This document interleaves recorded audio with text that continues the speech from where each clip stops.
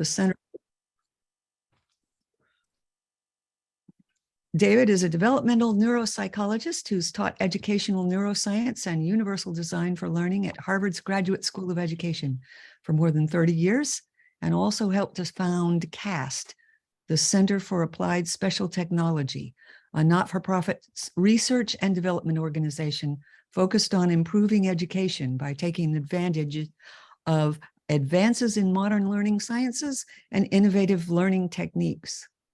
He's going to speak to us tonight on the neuroscience of bias and prejudice, making the implicit more explicit. And this will talk about overcoming the inequities and injustices that result from bias and prejudice based on race, ethnicity, gender, age, ability, has proven very difficult.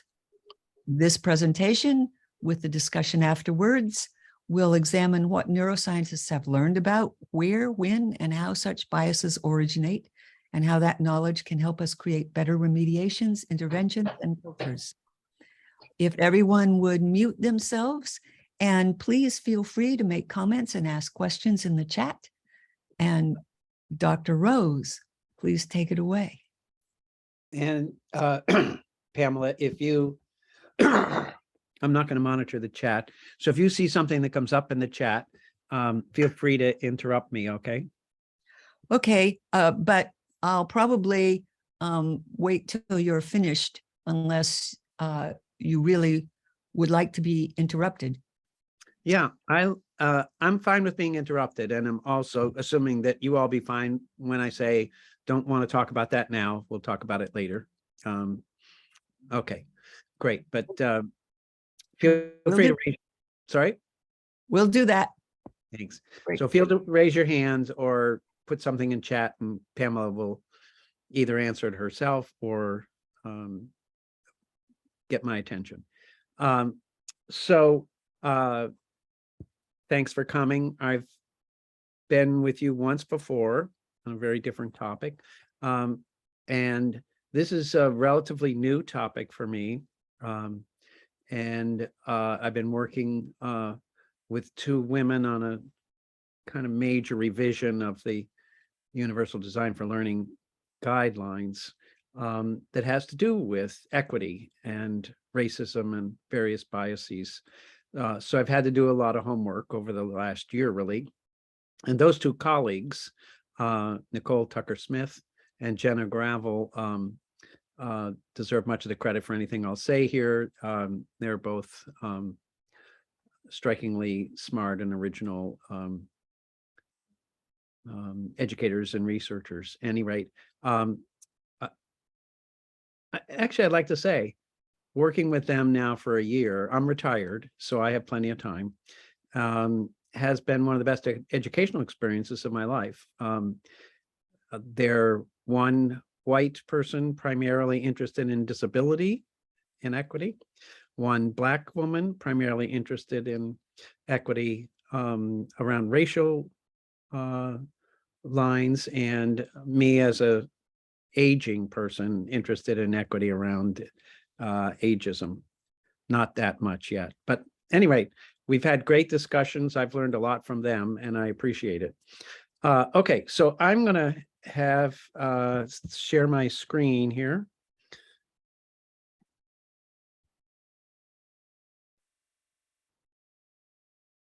Okay, does that look good, Pamela? Seeing me? Okay. I'm going to talk about two major questions. Where and when does prejudice originate in the brain? And how can humanists and others reduce or control those prejudices? And so I want to start with where. And here's a recent summary. And I need to close my... I never remember how to do that.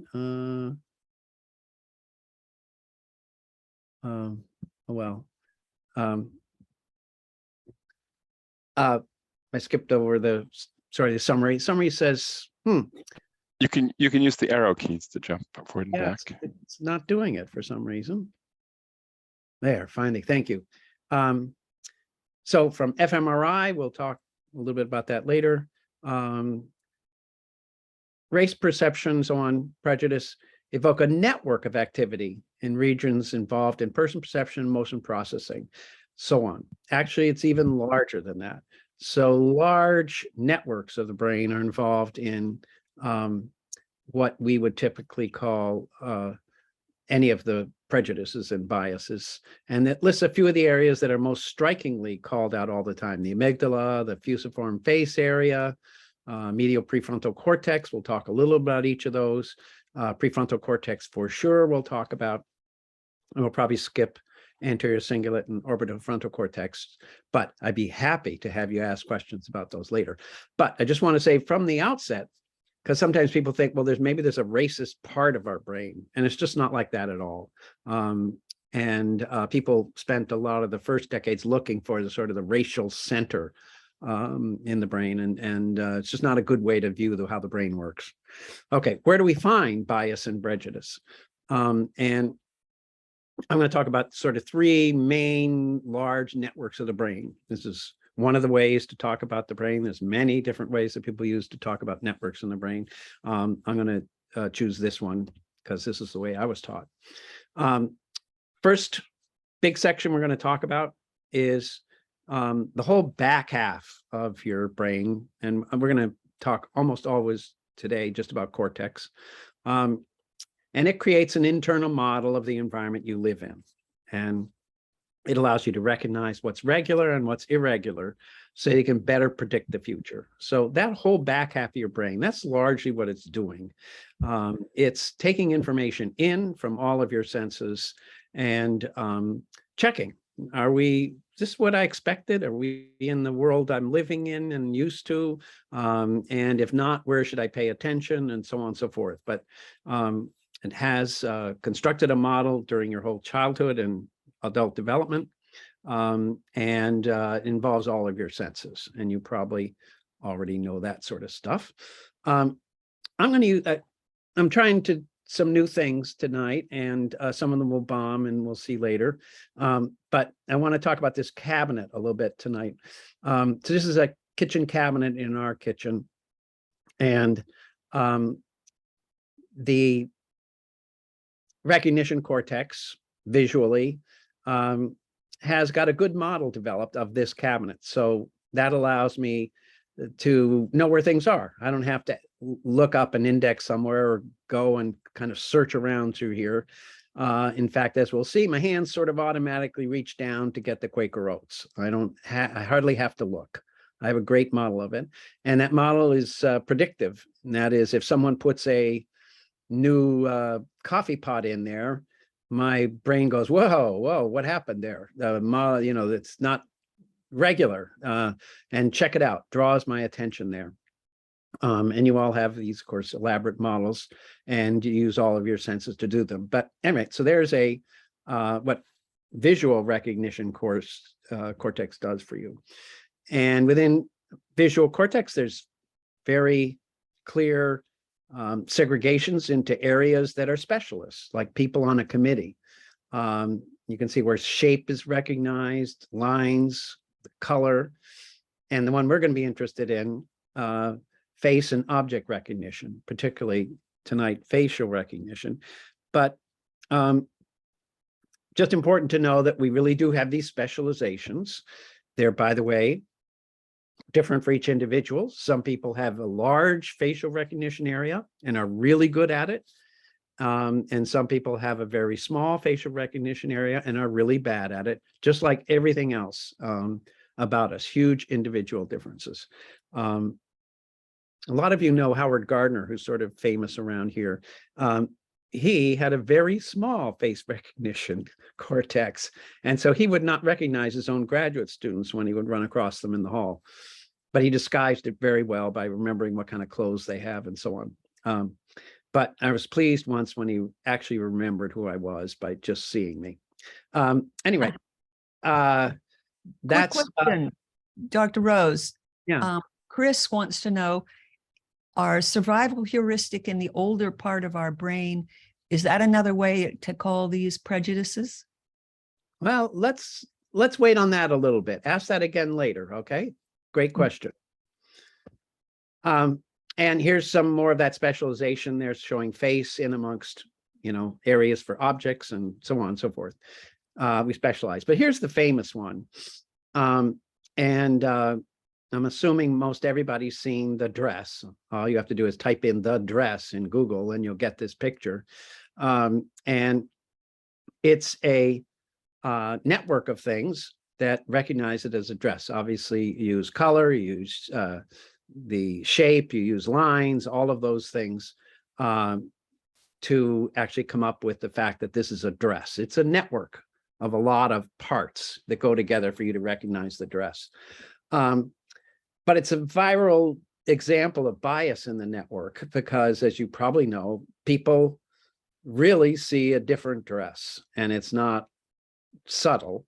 So there are whole, as you probably saw on the internet, there was big arguments among people about what the dress really was because some people saw it in each of these varieties and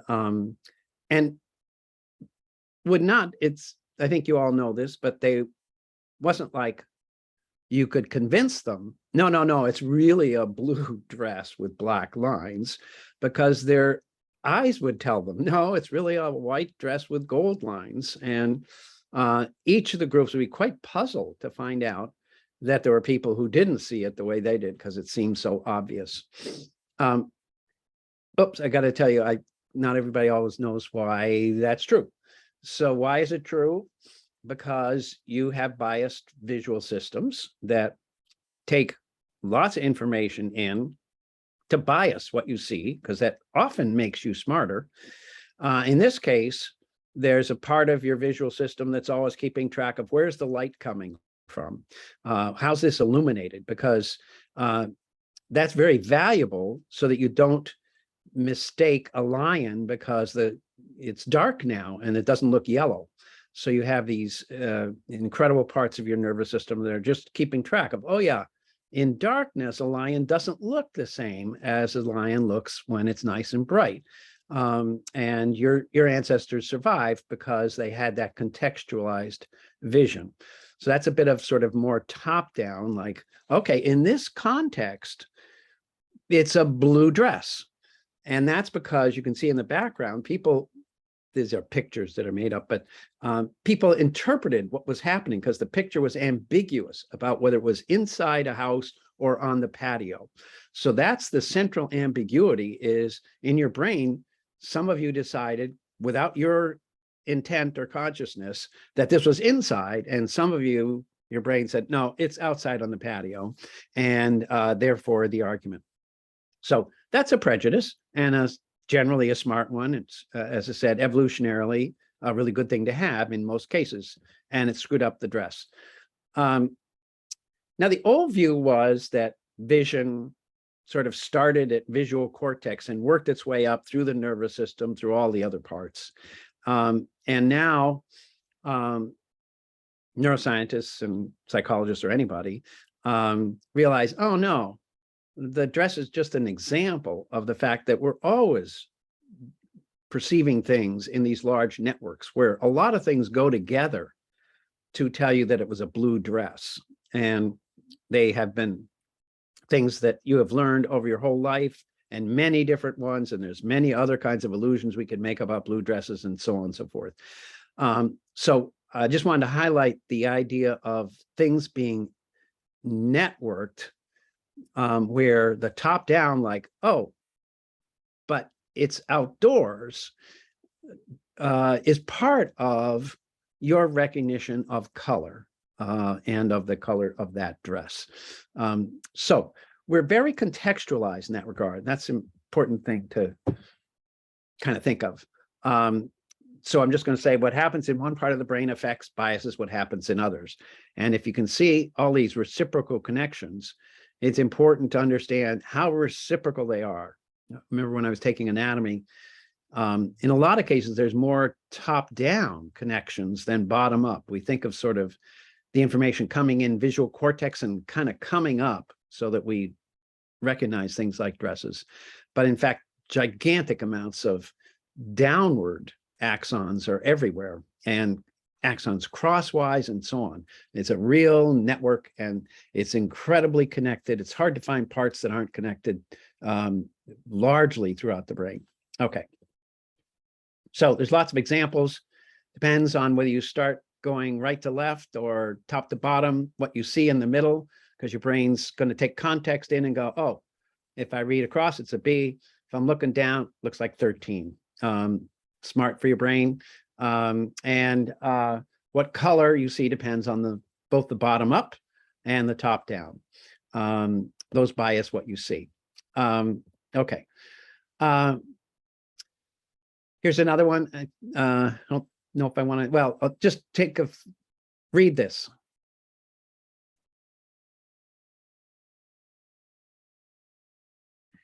Yeah. Okay. So we think we have a letter to symbol, simple thing we do when we read. Every letter is important, all that. But in fact, your brain is incredibly predictive. It's saying, let's take everything into account here. And we don't need to see all the letters. So that you are not doing a bottom-up thing when you read. You're doing a incredibly contextualized top-down and bottom-up. And you're mostly predicting what the letters are going to be. So you only need a few of them to be right, which is really not what you're taught in first grade. Okay. So it's very productive to have this incredibly predictive, but, and I think the first question is on this line, it can get you in trouble too. Okay. Most of the biases in recognition cortex are like the dress. They're implicit. You don't even know that your brain took lighting into account. They're rapid, happened immediately, didn't sort of dissolve itself into the color, and you didn't know it happened, completely unconscious. So most of this stuff is happening implicitly, very quickly, and quite unconsciously to you. Makes us really smart. Just to get to a little bit of racial stuff, if you look at the face recognition area, it's called the fusiform face area, just one part of that. And what people have found again and again is that your fusiform face area lights up differently depending on whether the person is like you or not like you. In this case, this experiment was done on race, looking at white people and black people and so on. And as it turns out, the fusiform face area, which is very early unconscious part of your brain, lights up differently, which is to say lights up more when the person is like you, same race, same age, some whatever it is. You're in group, as people will call it. So when you looked at this, you all look white to me. You would have had a larger response in your FFA, your fusiform face area, to the guy on the right than the one on the left. And so it's unconscious, early, fast, and you didn't have any control of it. And here's the waveform that they used to study it. I think I'll kind of skip over this, but you can imagine they've looked at it in a bunch of ways with imaging and waveforms and everything to show, yep, it's really different. A black person, a white person, way down in this really early fast acting area, it looks different. And it surprised people a little bit. I want to stress here, because I'm not going to keep doing it, we'll concentrate more on race, but everything I'm going to say is really about the difference between in-group and out-group. And in our country, race is one of the ways we define who's in-group versus out-group.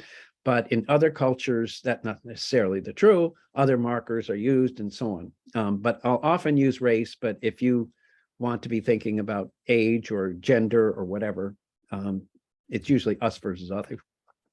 That's something that happens very fast, happens in literally 100 to 200 milliseconds prior to consciousness, all of that. And I just wanted to give you a time scale. People have studied all parts of the brain to see, when does the first signs of racism actually show up?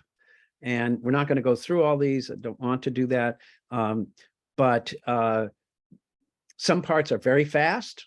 They show a racial difference right away, like fusiform face area, and others take a half second or more before they show any difference. Okay, that's probably, I don't think anyone was surprised at that. It was a little surprising how fast your brain decided that person's not like me.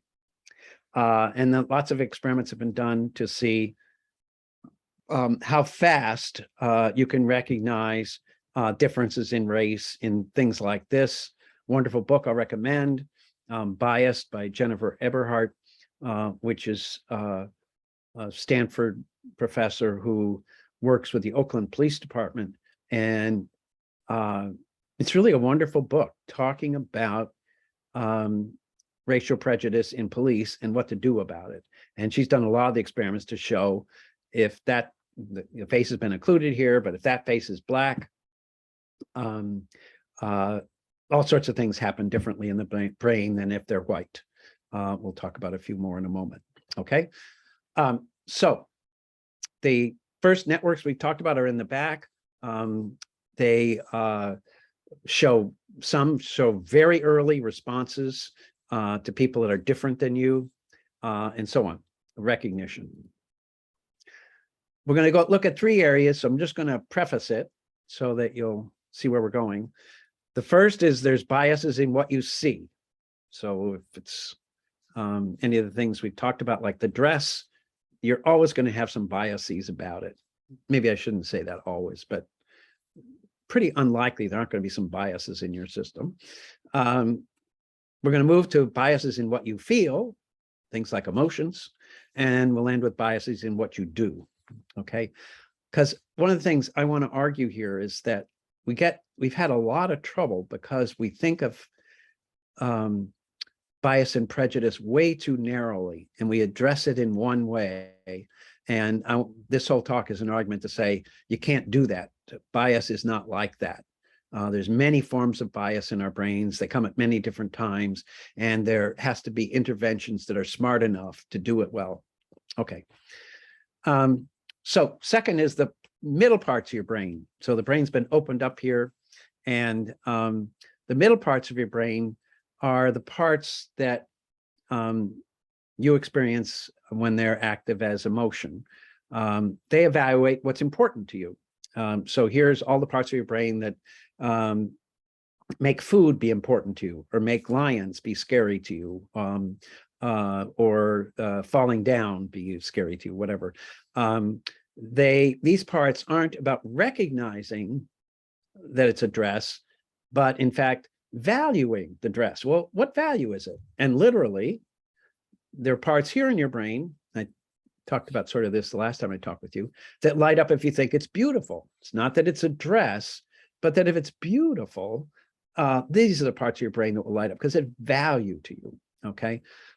Breathing, all of those things have value. And this is part of the brain that's saying, you know what, taking a breath now would be really valuable. And they determine what you're going to look at, what you're going to look for, what you're going to choose, what you're going to remember. If you damage here, you don't remember the right things anymore. And you've heard of various kinds of that kind of dementias. Okay, so I think you all know this stuff. You have a very fast reaction in the amygdala, part of this system, when a sudden snake appears. And you have this whole heart rate thing that goes crazy, and all sorts of bodily things happen to prepare you for the next thing. And they happen before you're conscious of it. You're not thoughtful or reflective about it.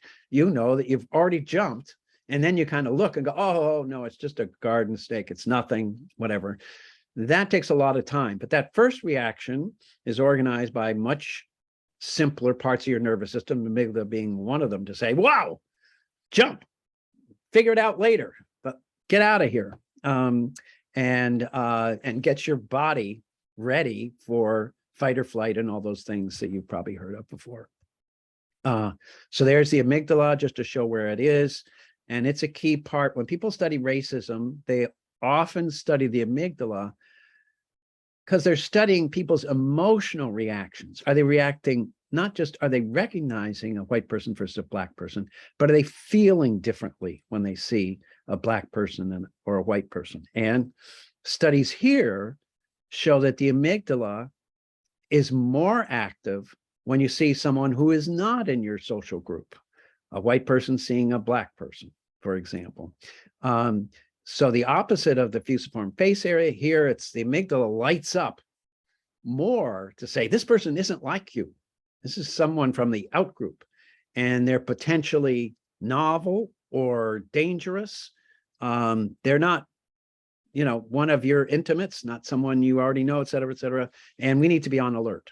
And so you'll get heart racing and all those kinds of things.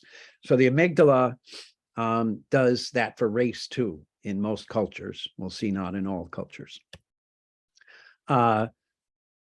This is the first time I ever talked about this, so I probably will do it too much, but see my cabinet over there?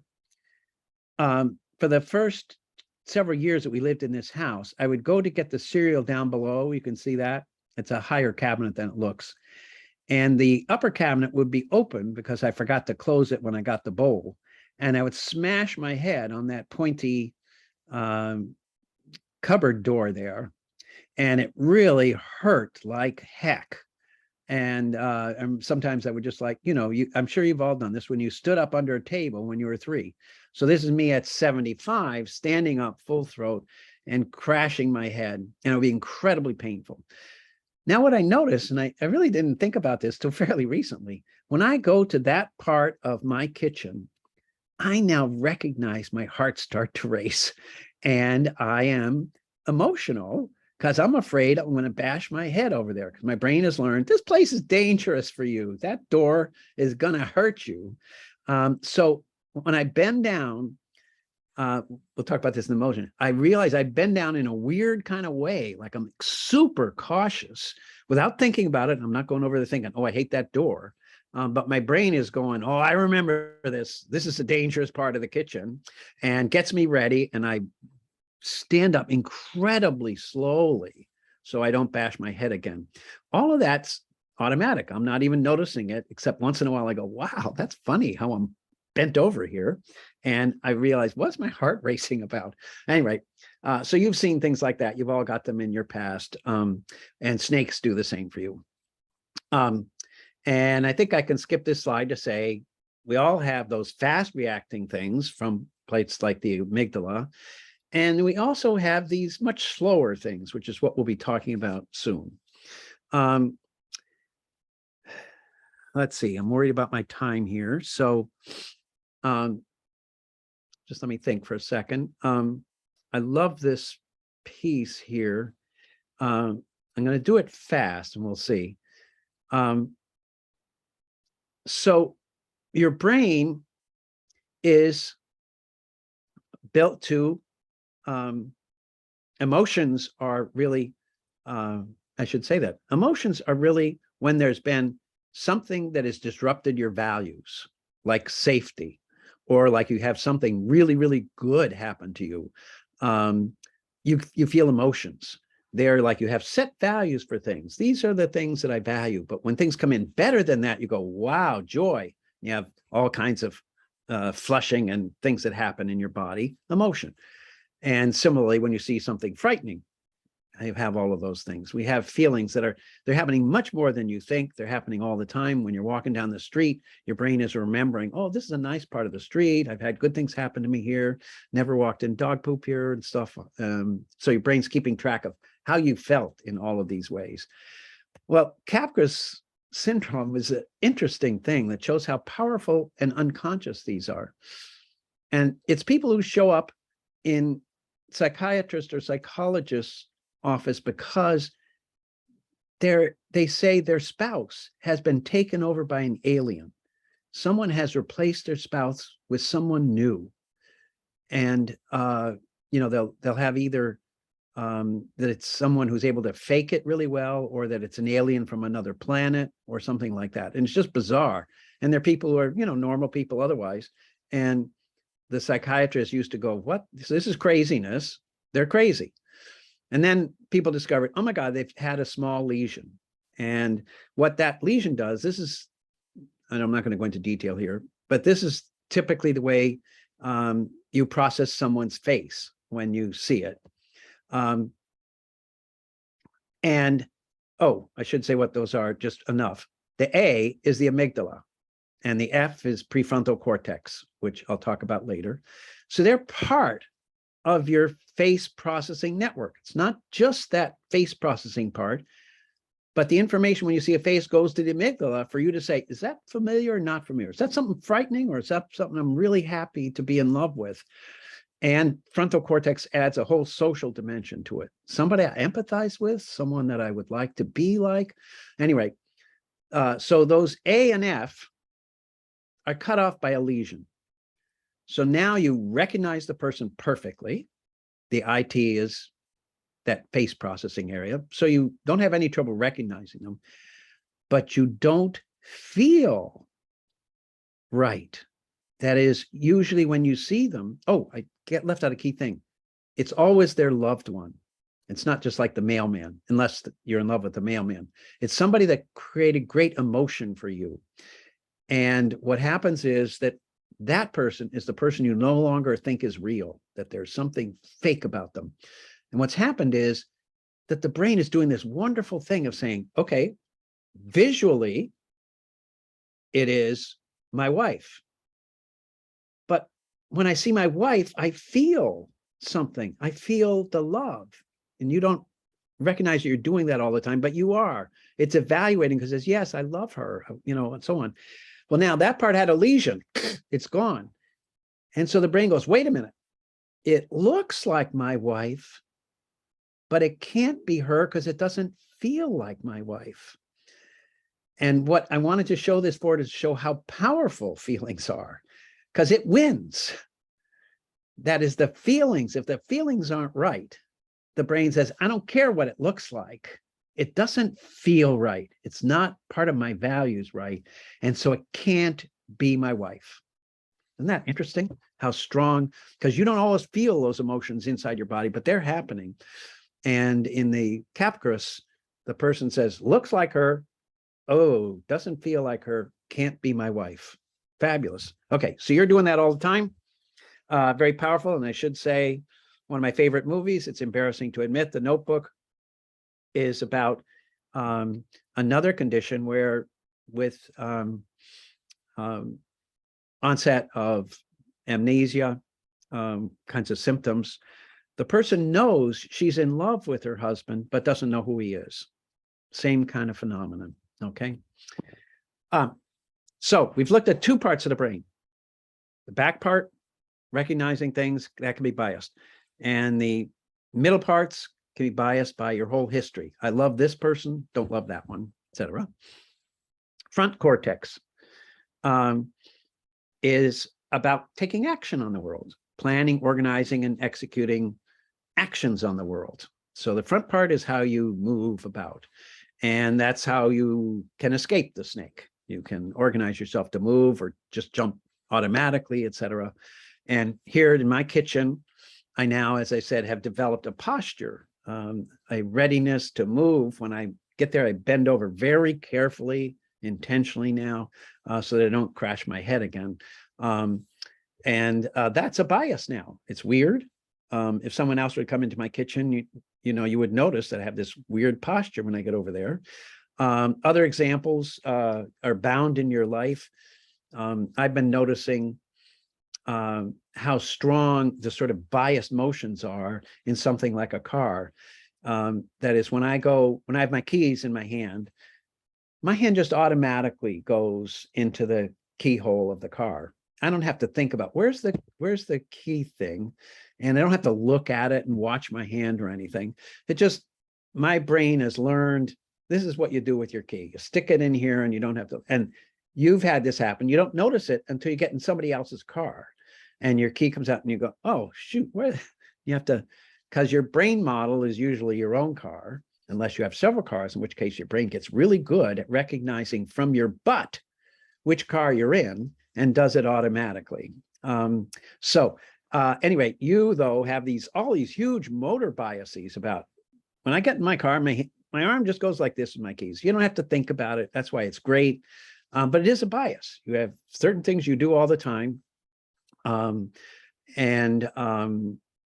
part of what makes you smart, and also sometimes what makes you dumb.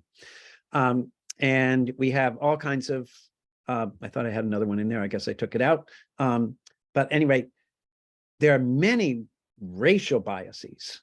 And just checking my time. People have a lot of behaviors they do that are different for someone who's of another race than theirs. And they're just like knowing where the key goes. They say, for this kind of person, these are the things I do. And it can be as subtle as, people have done tons of experiments. You sit further apart from someone who's of another race than you. They just measure how far apart did they sit. Okay. And countless examples like that. We behave differently. We modify our tone of voice, all sorts of things by someone's race or someone's gender. The behaviors are biased because we know something about the person. But that's different than just seeing them or feeling about them. We actually have behaviors that are part of our bias. So that's the three parts of the brain I mainly want to talk about. But I need to add a huge wrinkle, which is prefrontal cortex. For most animals, they have very little of this. And all of what we've been talking about, the other animals do just fine with. But humans and primates have differentiated primarily by growing this extra prefrontal cortex. And it develops very late in evolution. Only the most recent animals have it. And it develops very late in ontogeny. Kids have very immature prefrontal cortexes. It takes a long time. Prefrontal cortex doesn't mature until you're in your early 20s. In fact, it continues to mature most of your lifetime. Whereas a lot of parts of your brain are ready to go when you're born, just like a horse can jump up and walk around. You have parts of your brain that are quite mature when you're born, and prefrontal cortex is decades before it matures, a slow developing organ. What does it do? It's what we call executive functions. It allows you to plan ahead, to imagine not now, that is not to react to what's going on right now, but to plan ahead and think, well, when I'm going to get to the end of the block, here's what's going to happen. It's goal-directed, planful, deliberate, reflective, and often conscious. But it's called executive function for a good idea. It's the person in the company who's thinking about the future of the company. Person who is the executive director of a shoe company often has no idea how to make a shoe. And that's the same sense in the brain. The prefrontal cortex doesn't know how to actually see anything, but it knows how to plan ahead so that you'll see the right things. So it controls all three of those parts that we just talked about. That is, it says, not that it doesn't know how to recognize a cow, but knows how to direct your attention to looking at the cow. And it knows how to adopt certain strategies and skills, behaviors. Say, do that now, okay? You can do all of these behaviors, but here's the one for right now to get you ready for the future. And it can regulate how emotional you are. You know what? You're going to be in an area where there's lots of snakes. Don't worry. It's all right. They're all garden snakes. You don't have to worry. I can regulate, affect, all of those things with prefrontal cortex. I've read 80 articles on the following thing, and you'll probably know about it, I hope. And I apologize I'll ruin it if you haven't seen it. So shut your eyes for the next minute. This is the famous gorilla experiment, probably the most famous experiment in psychology now. And what happens, here's the first screen that comes on. You see a video. Everybody sees a video. It says, count how many times the players wearing white pass the ball. And all that happens is 6 people get up and they pass 2 balls around. And you have to actually really concentrate just on the players that have white shirts and count how many times was the ball passed among the white shirts. Not a very difficult task, but you do have to concentrate a little bit. That's all you're supposed to do. So this is what it looks like. It's not very hard. You just count that. Oh, that's a black one. Don't count that one. But there's the girl with white has got a ball. Count that one. Okay. And then, as you probably remember, why it's called the gorilla experiment is in the middle, just only 3 or 4 minutes. And a gorilla comes into the middle of the screen. It's not subtle, walks right in, beats his chest. And if I show you this picture, it's impossible not to see the gorilla. And if I tell you ahead what's going to happen, it's impossible not to see the gorilla in the video. But half of the people who do the experiment do not see the gorilla ever. And it's why it's so famous, because it's like improbable. How can you not see a gorilla in the middle of the screen, not sort of off the edge, but right in the dominance of your vision? There's a gorilla. And so the question is always, what in heck happened here? And this is prefrontal cortex in action, because it's, in fact, really doing what it's good at. It's an executive. It's saying, you know what? We're only paying attention to the counting.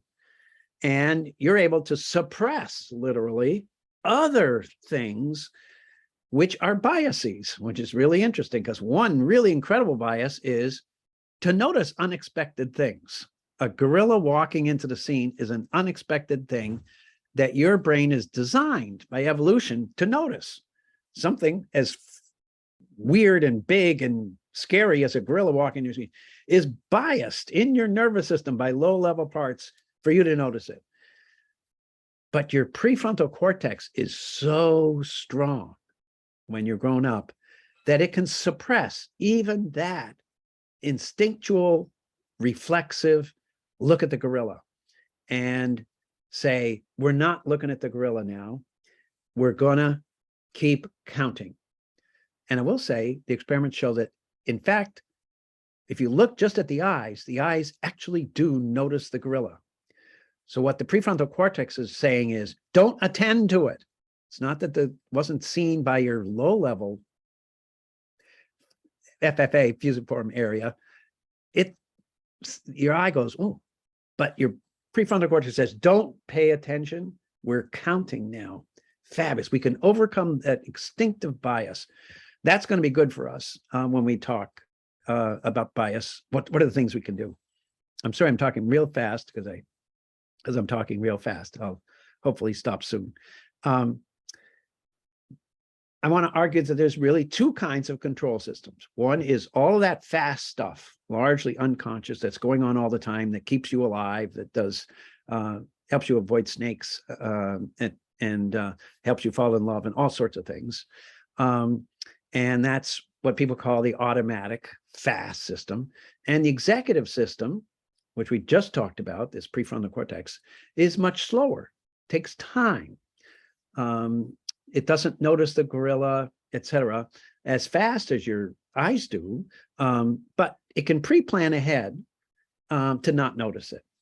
And that's how it operates. It's very slow to react, but it's the way that you predict and say, no, this is what I'm going to be doing. This is what I'm focused on. And these are the things I'm not going to be doing.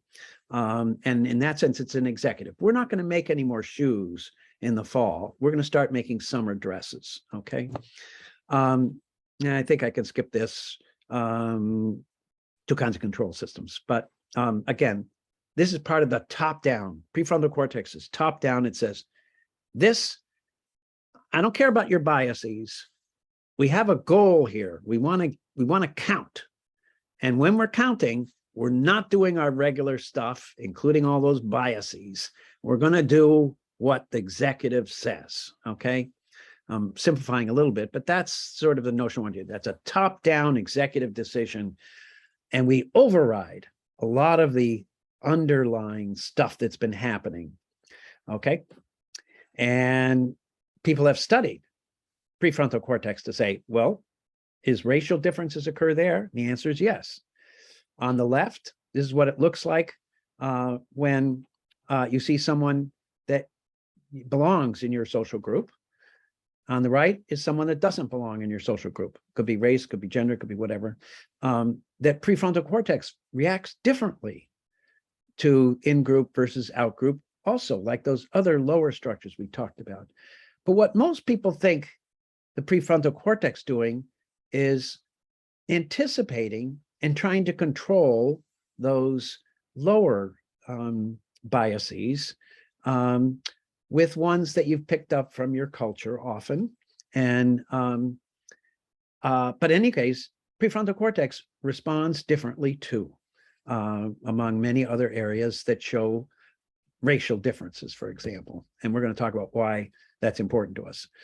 How can humanists and others reduce or control prejudice, given a little bit of what we've been talking about? There's nice articles in the literature now. This is a fairly recent one, really looking at neuromechanisms and prejudice intervention. I'm going to summarize some of that. Just to remind you, there's two things to think about. One is bottom up, like the amygdala and the fusiform face area, where you don't have much control of it. Doesn't feel that way. You're not conscious. They're biasing what you see, how you feel about it, and so on. And then there are these top-down things where you're anticipating the world you're coming into, and you can make plans and make strategies for what you're going to do when you get there. Okay, so bottom up, you could unlearn those bad biases about race, for example. And let's talk about how easy that is. Can unconscious biases be unlearned? Can you get rid of these? So remember, we talked about the fusiform face area responds differently to white face, black face for most people in the United States. Can you unlearn that? And the answer is, it's really hard, because it's been developed early and often in your brain by where you grew up, and it happens really fast. And when people look at the interventions, you've all heard about interventions, and companies are hiring people to come in and do anti-bias training. And this is just a summary article that looked, across hundreds of studies of how effective are they when you do anti-bias training. And the answer is not very. They work pretty much for the in the context of the training itself. At the end of the training, people seem less biased. They say they are, and they behave in some ways that are different. But if you come back 3 months, 6 months, so on, the evidence is very bad about whether there's been any sustained change happening. Okay, and this again is there's a number of summaries, and all of the summaries say most of the trainings we do now do not work. Okay, and here's just the results of a different one saying, engaging with other people's perspective, which is one of the things they do in the trainings, appears unfruitful. Again, just looking at the data. And so all kinds of other ones. And the robust data is lacking for many of these interventions. Okay. And caution is thus advised. But look at the last sentence. This does not weaken the case for implementing widespread structural and institutional changes that are multiply justified. Okay, so it says, okay, we'll grant you that those interventions have by and large not worked very well. But the people are cautious at the end to say, but that doesn't mean we don't think something's important. But what they focus on are structural and institutional changes. And I want to talk about why they would do that. Mostly people found lots of evidence that cultural change does work. And what's that mean? It means that your brain, especially that front part of your brain, is largely there to pick up culture, to pick up the biases of your culture, because that's what it's meant to do, is to allow you to live in a social environment. And it's picking up your culture. If your culture is racist, it's picking it up. And it's picking up in these ways that are mostly unconscious to you, and they are hard to unlearn. But cultural changes actually can make changes. Single trainings are what we're talking about. I don't want you to think I'm saying that interventions don't work, but doing a couple hours in the cafeteria of a high school doesn't work. Cultural changes do. And there's lots of evidence of that. Adoption studies, and they can change things fundamentally. Like this study, positive intergroup contact just means they found people that had a lot of interracial contact and found that it even modulated that fusiform gyrus area, even that very low level black versus white vision thing, that was modulated so that it was not present. That's a big finding. It wasn't a training that did it. It was that they looked for people who lived in cultures where they had positive intergroup contact. These were their friends. Okay. In that case, the bias was not there. Same with the amygdala. Early experience shapes amygdala sensitivity to race. An international adoption, they looked at what happens to kids who are adopted across different racial groups or ethnic groups. And what they find is that those cultural changes make a huge difference in what kinds of biases kids have, even in these low-level areas like the amygdala. And recent study, I forget when this is from, finds that there is a critical period. That is, it's fairly easy to change potential bias when children are young, but adult social contact across race is much less effective. Why? Because we've become habitual. We've become unconscious about our racial bias, and it's part of our, even the front part of our brain now. So it's hard to change adults for face recognition, for example. But much easier to change children. There's lots of studies of children in Hawaii and so on. And the overall take is that people have talked increasingly about racism isn't natural. It's not part of our brain that we're racial, that we're racist. In fact, it's part of our culture that our brain picks up. And I will give a very important caveat.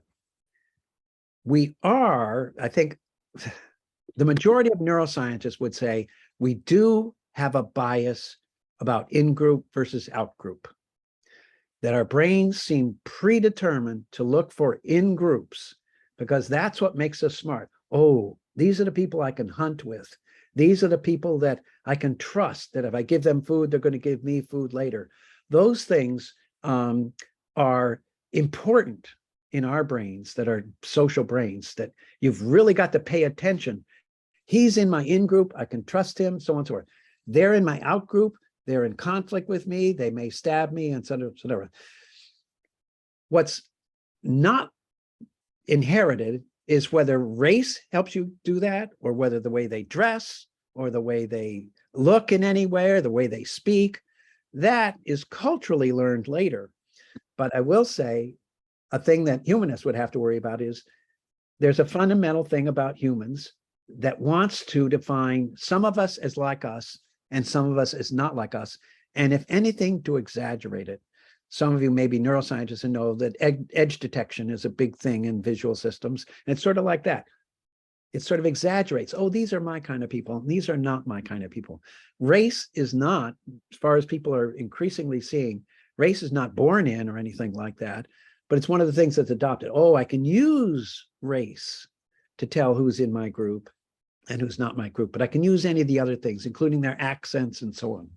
But racism, people are thinking, is not really real. And sorry, I'm running out of time, but I wanted to just say a fabulous finding that was my favorite finding in this. And it's that so you can think, well, it seems like a pain in the neck to have kids be playing with kids that are not like them all the time. Maybe that would slow them down. Same thing people argued about why kids should maybe not learn Spanish early, even though it's faster. Well, people did that same kind of thing about faces, and they found out that if you grew up in a racially diverse environment, your later visual perception of faces of all kinds is better.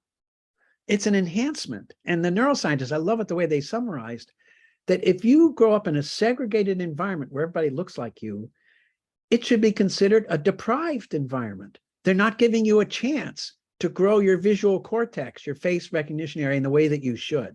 And I just love that reconfiguration of the whole thing.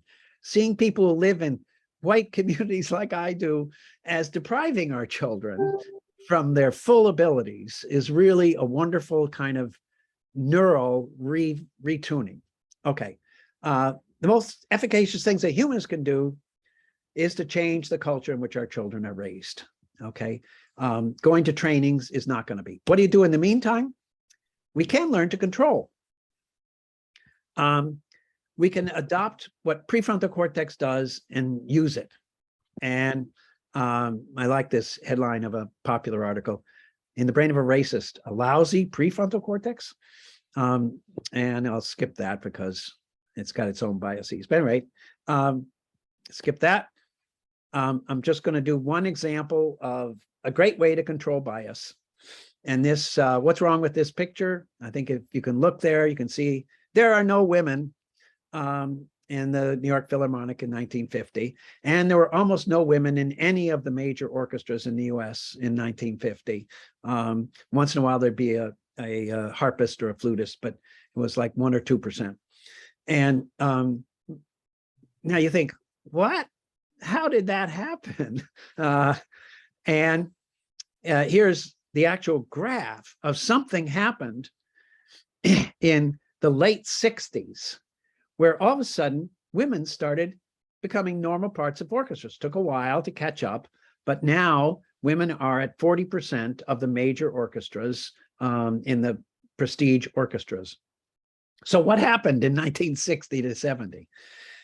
It's actually, you almost never see social science data that looks this good. And the answer is they moved to blind auditions. And so that the conductor's biases wouldn't be the biggest determiner of who was the best violinist. And what I like to tell, because there's women here, it wasn't that men, what's the word, recognized that they've been biased against women all these years. The blind auditions were raised by men against other men, because people who had not gone to Juilliard and whatever the other major music schools are, realized that that was creating a bias, and that the conductor was saying, oh, he went to Juilliard, he must be better than this schlump who practiced at home for his whole life and sounds fabulous, but he's not really, because the Juilliard guy is, anyway. And that was unconscious. The conductors didn't mean to do it, whatever. So they institute blind auditions to be fair to the people who didn't go to Juilliard. And then what happened is women got into the orchestras because people couldn't see they were women. And I think Black people and Asian people. I'm so glad you went there. It turns out lots of people are talented violinists, which there was a bias against before that time. Fabulous distinction. What they did was planned ahead. Wasn't that they fixed their inherent sexism, is they went, you know what? We're sexist about this. We better do something ahead of time, which is great prefrontal planning. Let's plan ahead. What could we do to get rid of that bias? And one plan, send them all to bias training for 10 years. The others say, let's just make it so that that bias doesn't get activated. We'll do blind auditions. Works great. There's lots of things like that. And just because I am woefully out of time, I think I'm going to skip this last section to say there are a lot of things that we can do that are part of prefrontal cortex. And I'll just spin through them quickly. Where we please don't cut yourself off for lack of time. I think we can go on further if you can. All right, I'll still try to do it real quick. And if we, one of the things that prefrontal cortex does is set goals. And you know what goals do? They do exactly what happened in the gorilla. Goals are how you can overcome bias, because you have a goal. I want this team to succeed. And when you do that literally, and there's experiments to prove it, the racism goes away, the bias, because you just want the best people. And if you can put in some techniques to make sure you're blind about it and you're really getting the best people and all of that. But goals are terrific. And you know that too from all kinds of things, like racist people cheer for the black athletes on their local baseball team and love them and want their autograph. Why? Because they share the same goals. They want to win the World Series. And in that case, the goal of winning the World Series, it's just like the gorilla. It says, forget that racist crap. We want this guy on the team. Suppress it. And it works. And goals are a key thing, that having people share goals is a great way to use prefrontal cortex to reduce bias. Just make goals that are good goals. And I talk about this in education. How do we make good projects for kids to do that in fact are good enough that kids overcome typical gender, etc., all kinds of biases. And I'm going to skip the experiments that prove that. Lots of experiments prove that. Another thing you can do is change contexts. It turns out that context makes a big difference about how your brain's going to react, just like the dress. Context is huge to your brain. And so if a person feels they're in a racially charged context, things are completely different. Their biases are shown differently. They have more biases, so on and so forth. Or if they're in a highly stressed context, their biases come to the fore because they feel they don't have safety and they go with the lower level stuff more quickly. They're not going to plan ahead as well, all sorts of things. So what we need to do as a culture and as school people and so on is to make contexts that in which kids can feel safe enough, can feel adventuresome enough, curious enough, all of that, to explore and learn in ways that are equitable. And there's lots of experiments. I'm going to spin through them and not read to them that show context matters. It literally matters on the, if you have a Black person being your experimenter in the gorilla experiment, your results are different. If you have a white person doing the gorilla experiment, your results are different. Context matters in ways that are much more fundamental than people realize. So creating the context in which we have our achievements and our meeting people and so on. Timing is huge. If we say to someone, you have to do this right away, or you're going to get killed if you don't shoot this person quite away, what happens is the low parts of the nervous system are fast and they take over. What we need to do is make sure we give people time to prepare. And this, I want to skip ahead just to show her this book, the bias book I mentioned. She works with police departments. She does a little bit of consciousness raising stuff, but what she really does is work with a policeman about timing to say, before you go into that alley, think ahead what's likely to happen so that you're ready. In fact, one of the best things to do is call your fellow policeman before you go in, and et cetera. And so large part of what she does is to change the timing the police officers feel they're under, to say, no, you have some time here. Let's make good decisions. And that might mean overriding some things that would later be incredibly painful to you and others.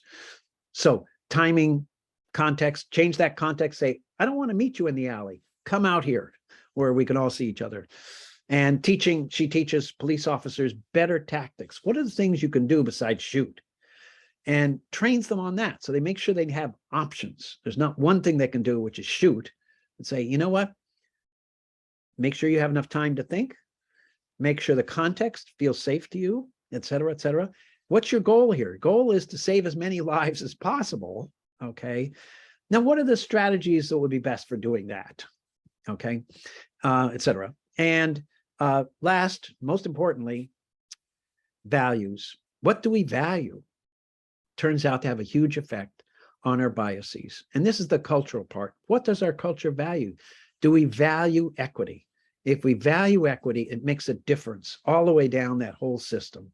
And we need to do that. That's why I think humanists are really important, that we need values where people start at the top.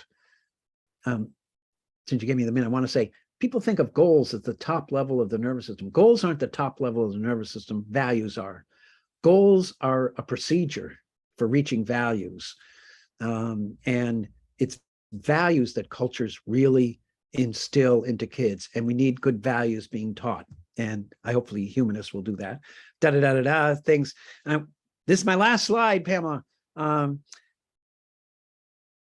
When people ask me, which nobody has ever done, are you racist? And here's what I say. Yes. Sometimes I just stop there. There are many parts of my brain that are racist, that are sexist, that are ageist, that are ableist, that are et cetera, et cetera. Because I am absolutely certain that's true. And I would think it's true for all of you, given where you've grown up. And then I say, but those are the stupid parts of my brain. They're old evolutionarily. They were trained when I was young. They're stupid. So I try to use the smart parts of my brain as much as I can. I have plans to use the other parts of my brain, the smart parts, to overcome them. Just give me enough time, some support, some safety, less pressure, and a community to learn with. Perhaps some humanist friends who understand how my brain works. Those things will help me make sure that the smart parts of my brain get what they need to do their job. And they'll take care of the stupid parts. They're strong enough, vital enough that they absolutely, and use the gorilla experiment, they can make you not even see a gorilla. So they can get rid of your bad, stupid, racist parts, but you've got to actually allow them to do their job. Anyway, thank you. I'm sorry it took so long. Thank you, Dr. Rose.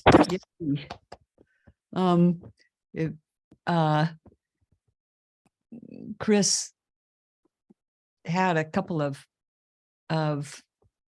questions, comments, but he's gone. Nevertheless, maybe he'll go back and look at the video.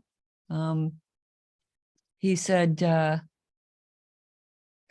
the other thing to focus on is how young a human can be when they first start to recognize these automatic differences, these differences automatically. Yeah. What do you think of Daniel Kahneman's Thinking Fast and Slow? Is that not?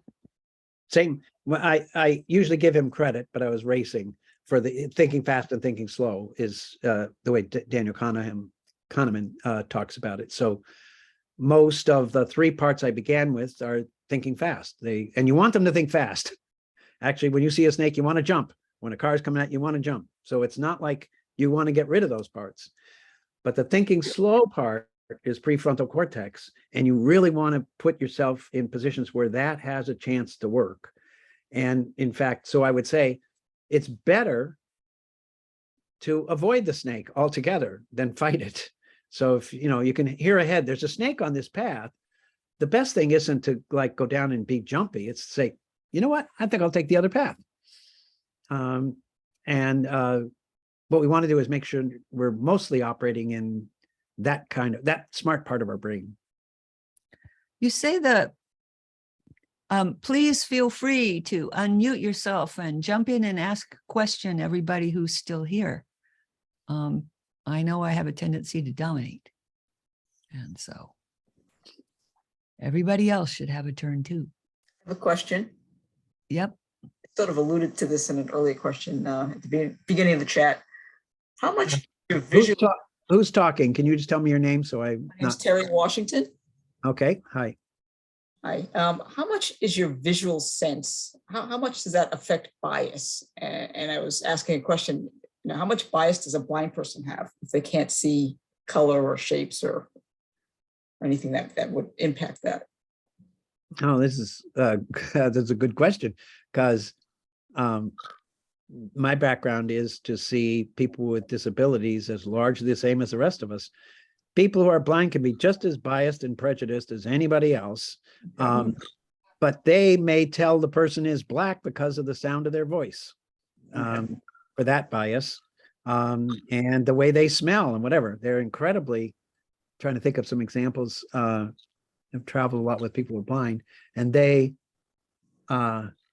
pick up unbelievable things from their surroundings that you don't pick up. And when they do that, they're just as biased as the rest of us. It's, they have normal brains, except for the blindness. And I remember having my first argument with a blind person, said, no, you're just as prejudiced as I am, just about different stuff. And that's normative, it's like, right. Yeah. Thank you.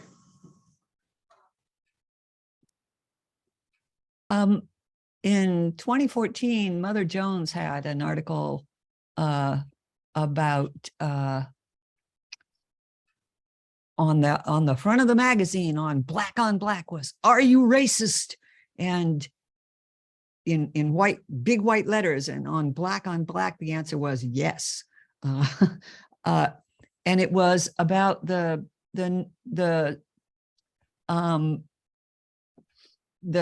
science of why cops shoot young Black men and how to reform our bigoted brains. And it talked about the implicit association test, where you get proved how racist you really are because you can't sort things positive, negative the right way. But can I pause you there? Because I just want to bring up one thing I cut out in time. It's called the implicit association test, IAT. And it's hard not to come across it now, where it reveals unconscious bias, even among very liberal, very caring, anti-racist people, and you can see this bias. Okay, but I just want to point out what's happening there. In the implicit association test, it is only measuring one of those systems I talked about.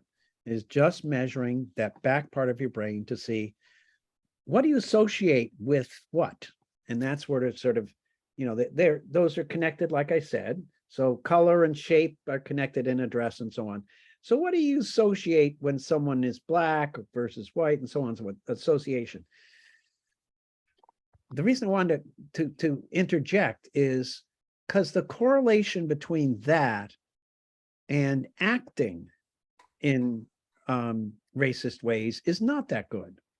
For the reasons that I'm sort of talking about here. That is, lots of people who are very good non-acting racist people will show up with that bias on the test, because it's measuring the stupid part of your brain, and it's measuring stuff that you're not conscious of. But that's where I'm positive, saying you can use that smart prefrontal cortex, because okay, I've got that little bias, it's still there, so I'm careful, just like everything else. Go ahead. You said that there's been lots of interventions, and this was in 2014, so you've got much more data than me, but that they didn't work. And this article did say that in a massive study, Brian Nosek of the University of Virginia and his colleagues tested 17 different proposed ways of reducing people's unconscious bias on the IAT, and many of those experimental interventions failed, but some succeeded, and there was an interesting pattern to those that did. The single best intervention involved putting people into scenarios and mindsets in which, if you were white and trying to reduce Black racism, in which a Black person became their ally or even saved their life, while white people were depicted as the bad guys. In this intervention, people read an evocative story told in second-person narrative in which a white man assaults the participant, a Black man rescues the participant. In other words, study subjects are induced to feel as if they've been personally helped or even saved by someone from a different race. Yeah. That reduced the implicit association test bias, but you're saying that didn't last? Because it seems like when you culturally break the in-group, out-group strong associations, that would do it. So again, I repeat, there's been two major aggregate studies, looked at all of the studies, and they both found exactly what I said, which is by and large, these interventions do not work. And it includes that paper as well. But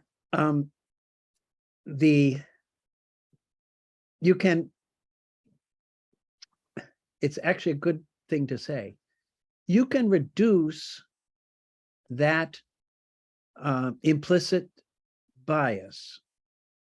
But if you don't work on the other two parts of the brain that I talked about, that won't do you enough good. And that's what I think is happening in these major studies, is that we concentrate on, sorry, not major studies, on the interventions. We concentrate on one thing, raising consciousness. Like, are you aware that you're a racist? Okay. And then a lot of them do the scenarios. And but it's not that you're a racist, right? It's that you have implicit bias. And when people say you're a racist, we know that's not true. So implicit bias instead of racist. I'll take your correction if you'd like. I Pete? sort of don't want to let myself escape. I think I have implicit racial bias in parts of my brain, and I'm working on it. And I will say, I want to make my main point that I think is critical for you guys is that we want a better culture, because as long as we have still institutional racism, then we're going to keep raising children who have to try to overcome those implicit biases. And what we want to do is, there are cultures that do not have any racial biases. And we need to figure out, how do we get to be like that, so we're not fighting it later and having to do interventions. David, school districts throughout the United States, including all the districts represented by the people on this call, are using all the interventions which your citation of research has described as far from perfect. What advice would you have for school people who are trying to construct programs or activities that would have more of an effect? Well, that's the paper we're trying to write right now, so I can't see your name, but I'm hoping. It's John Safier from Acton. Oh, I know you. Nice to see you. So one of my colleagues, who's I mentioned earlier, Nicole is herself Black. She's working primarily in this paper we're working on about, let's turn this into very concrete things. What does it look like in a classroom so that we could do it? But what she's doing is then literally saying, first, again, I want to say the proviso. The best thing is that from birth, kids are living in integrated neighborhoods where they don't feel there's an us and another. Number one thing to do. So the more we racially segregate our communities, and John, I think it's gotten worse, is what I hear, that our schools are more segregated now than they used to be. That's not a good direction. But given that we're going to have, and Pamela, I do take your criticism correct, I mean, as good one. But I'll say, if we're going to raise kids with racist brains or have implicit biases of various kinds, because the culture is raising them that way, then we need to give them strategies and tactics for overcoming them, like I'm trying to develop. And what I have to say, this woman that I'm writing with, she's really good at figuring out great, and John, you know this better than I do, but making good, what's the word, problem-based learning kinds of activities and projects and things like that, where kids are actually working together and ensuring that in fact they have the same goals, because their brains are, the front part of our brain is terrific about adopting the best possible strategy for, reaching the goal, but designing the way that kids work together so it doesn't end up being one person really doing it and telling everybody else what to do. So you have to actually design the activity to say, you're going to need your whole team to work on this. And those kinds of interventions are ones that I think are really powerful.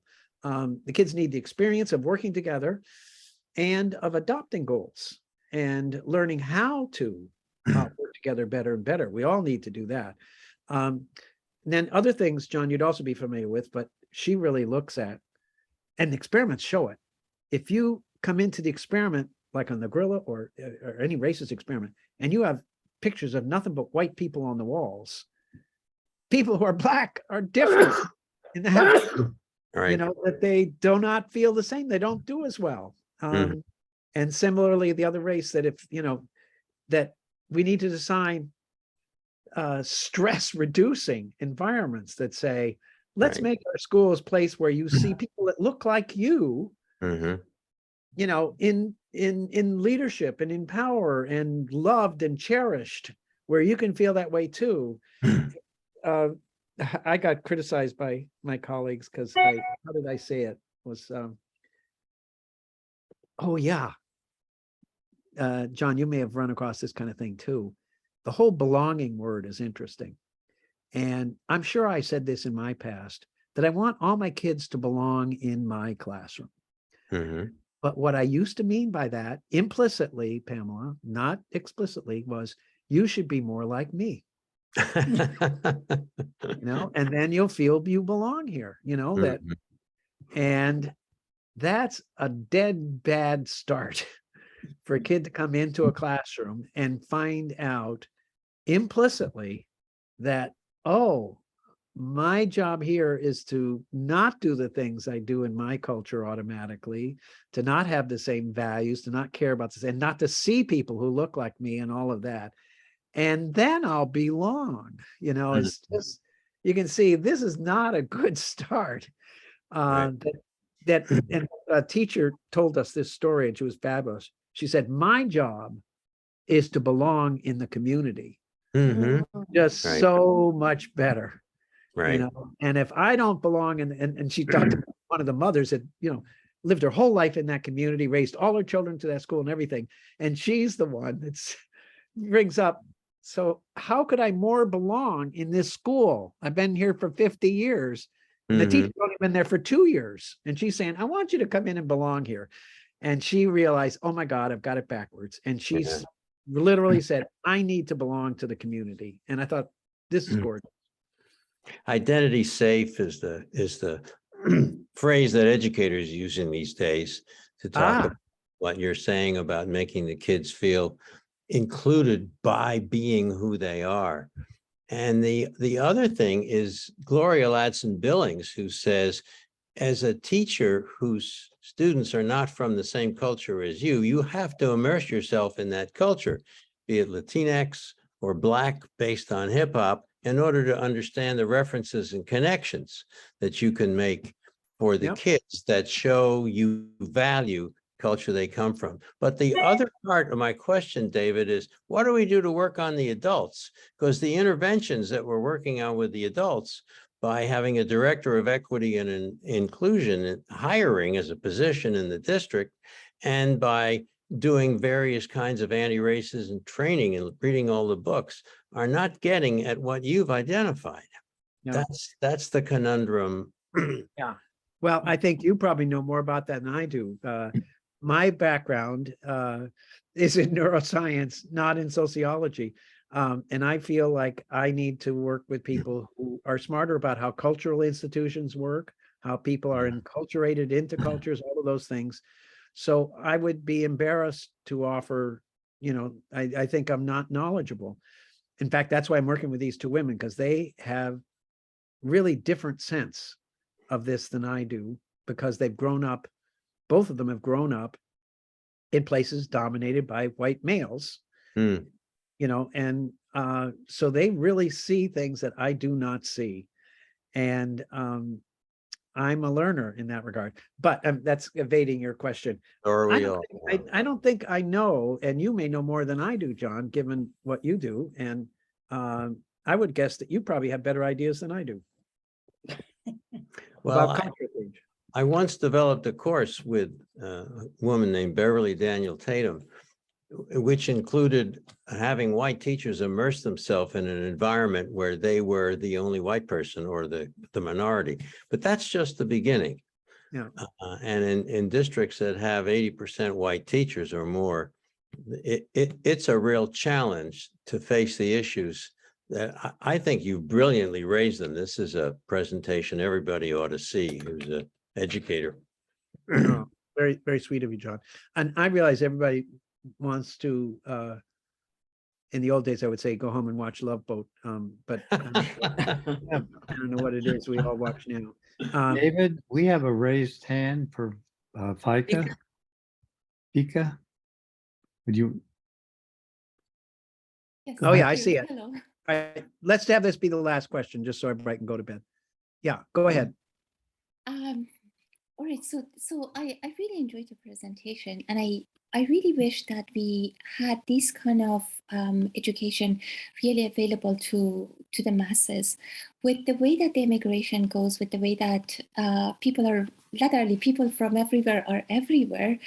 Not only I see that much of the focus is on white people, white and black, but we have many people that fall in between. We have many browns and grays and all of that. I think it's very important for everyone, for those who have been in the country. I'm connecting from Canada right now. And for the newcomers to all be educated on the matter of racism. Why I say that is I'm from Afghanistan originally, and I've lived in a few countries, so I know what racism is in so many different ways and so many different images. It's what's important is we can't just tell people don't be racist. If we don't make people understand where racism comes from, they don't learn how to deal with it.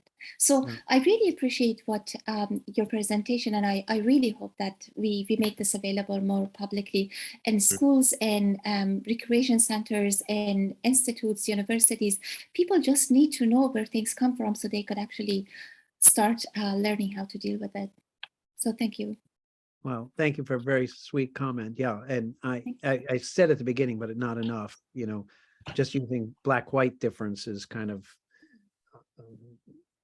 for me, code for all of the various ways in which we differ. You know, I just realized I want to tell a story about my mother. My mother was like the best kindergarten teacher I ever saw. She was just one of those people. And I mean, she literally grew. We were living in Miami, Florida.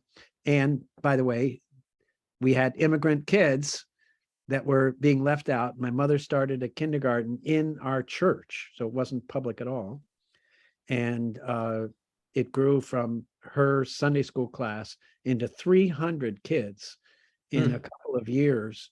Wow. And everybody, all the first grade teachers said, I don't know what Mrs. Rose does, but send your kids there. But what my mother, you know, I wish now that I'd written about her or talked to her or asked her for advice, because I would have learned much more than I did in graduate school. But anyway, what I do remember, the one thing that was most important to her is she saw her job as finding out what every kid was good at. You know, so much of our education is finding out what kids are bad at. And she was relentless about finding out what this kid's potential gift was. And she would do whatever it took to find that out. And then she would make sure the kid did some of that every day. Very cool. You know, and so that the kids had a sense of positive self-worth in their classrooms and so on. And so can you imagine, it literally started with 14 kids, grew to 300 kids with buses and buildings. And my mother had no business sense, so people had to run it for her. But because the kids came in ready like, hey, I'm cool, you know, let's start reading, huh? Because they, you know, even if they might have been a bad reader, they knew they were, you know, they had a positive sense of themselves. And I wish you were running schools everywhere. Anyway, thanks for the opportunity to talk with you, and hope to see you again, I guess. Thank you very much, Dr. Rose. And this recording will be on our YouTube channel, Concord Area Humanists. So you it'll be up there if you want to send a link to your friends later on, whatever. So Don't tell them I didn't put copyright correct things on my slides. Don't put it up. Oh my God, don't spread it. Yeah, do not spread it around, because I didn't do all the right things on those slides. I'm still, you know, this is for your use only. All right. And maybe your best friend. Okay. But don't, yeah. All right. So- Thank you, Dr. Rose. Thank you very much. Thank you all. And we'll Thank you. close you. out for the evening. Presentation. Thank you so much.